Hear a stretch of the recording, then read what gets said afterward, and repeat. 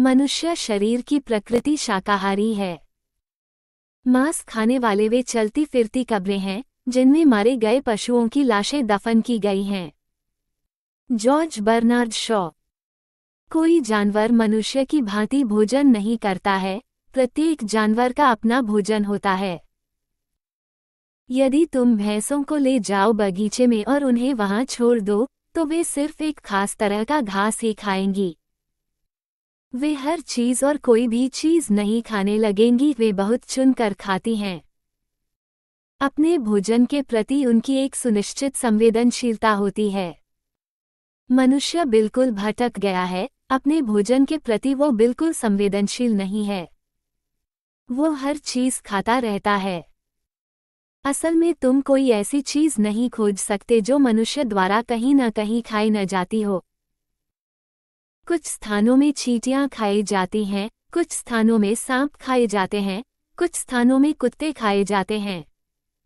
मनुष्य हर चीज खाता है। मनुष्य तो बस विक्षिप्त है। वो नहीं जानता कि किस चीज का उसके शरीर के साथ मेल बैठता है और किस चीज का मेल नहीं बैठता। वो बिल्कुल उलझा हुआ है। स्वभावतः मनुष्य को शाकाहारी होना चाहिए, क्योंकि उसका पूरा शरीर शाकाहारी भोजन के लिए बना है।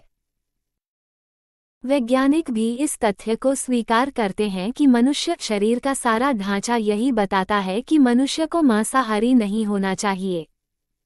मनुष्य आया है बंदरों से। बंदर शाकाहारी हैं, पक्के शाकाहारी हैं। यदि डार्विन की बात सच है तो मनुष्य को शाकाहारी होना चाहिए। अब कई तरीके हैं ये निर्णय करने के कि जानवरों की कोई प्रजाति शाकाहारी है या मांसाहारी। ये निर्भर करता है अंतड़ियों पर, अंतड़ियों की लंबाई पर। मांसाहारी जानवरों की आंत बहुत छोटी होती है। चीता, शेर, उनकी आंत बहुत छोटी होती है, क्योंकि मांस पहले से ही पचाया हुआ भोजन है। उसे पचाने के लिए लंबी आंत नहीं चाहिए। पचाने का काम तो जानवर ने ही पूरा कर दिया है। अब तुम खा रहे हो जानवर का मांस। वह पचाया हुआ ही है, लंबी आंत की जरूरत नहीं है। मनुष्य की आंत बहुत लंबी है, इसका अर्थ हुआ कि मनुष्य शाकाहारी प्राणी है। लंबी पाचन क्रिया चाहिए और बहुत कुछ व्यर्थ होता है जिसे बाहर फेंकना होता है।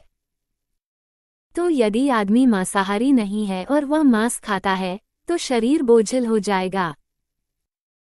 पूरब में सभी गहरे ध्यानियों ने, बुद्ध, महावीर, उन्होंने मांसाहार न करने पर बहुत जोर दिया है।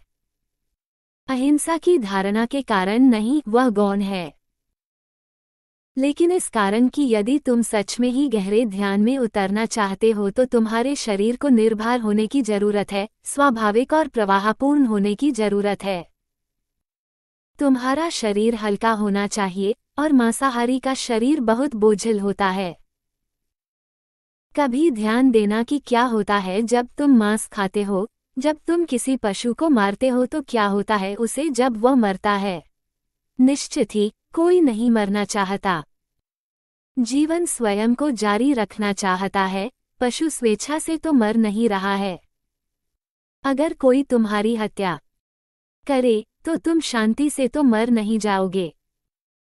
यदि एक सिंह छलांग लगा दे तुम पर और मार डाले तुमको, तो तुम्हारे मन पर क्या गुजरेगी। वैसी ही तकलीफ सिंह को होती है जब तुम सिंह को मारते हो। यंत्रणा, भय, मृत्यु, पीड़ा, चिंता, क्रोध, हिंसा, उदासी, ये सारी चीजें घटित होती हैं जानवर को। उसके सारे शरीर में हिंसा, पीड़ा, यंत्रणा फैल जाती है। सारा शरीर विषाक्त तत्वों से, जहर से भर जाता है।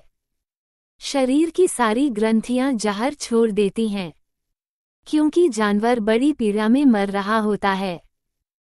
और फिर तुम खाते हो उस मांस को। उस मांस में वे सब जहर मौजूद हैं जो जानवर ने छोड़े हैं। सारी बात जहरीली है। फिर वे सारे जहर तुम्हारे शरीर में चले आते हैं। और वह मांस जिसे तुम खा रहे हो, किसी जानवर के शरीर का मांस है। वहां उसका कोई सुनिश्चित उद्देश्य था। एक विशिष्ट ढंग की चेतना थी उस जानवर के शरीर में।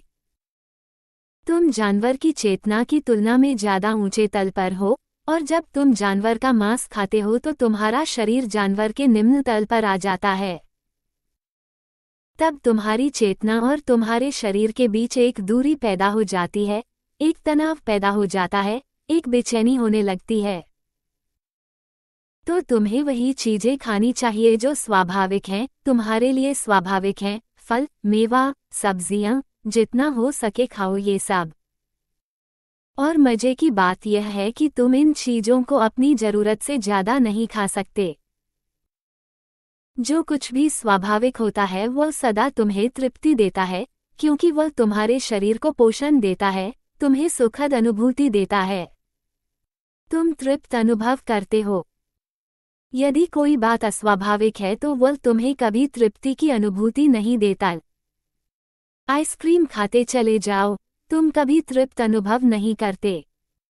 असल में जितना तुम खाते हो उतना ही तुम्हें लगता है कि और खाओ। वह भोज्य पदार्थ नहीं है।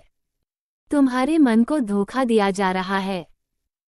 अब तुम शरीर की आवश्यकता के अनुसार नहीं खा रहे हो, तुम बस स्वाद के लिए खा रहे हो। जीभ निर्णायक हो गई है। जीभ निर्णायक नहीं होनी चाहिए। वह पेट के बारे में कुछ भी नहीं जानती है। वह शरीर के बारे में कुछ भी नहीं जानती है। जीभ का केवल एक काम है, भोजन का स्वाद लेना। स्वभावतः जीभ को सजग रहना होता है, केवल ये देखना होता है कि कौन सा भोजन शरीर के लिए ठीक है, मेरे शरीर के लिए, और कौन सा भोजन मेरे शरीर के लिए ठीक नहीं है।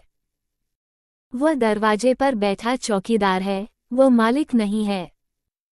और यदि दरवाजे पर बैठा चौकीदार मालिक बन जाए तो हर चीज गड़बड़ा जाती है।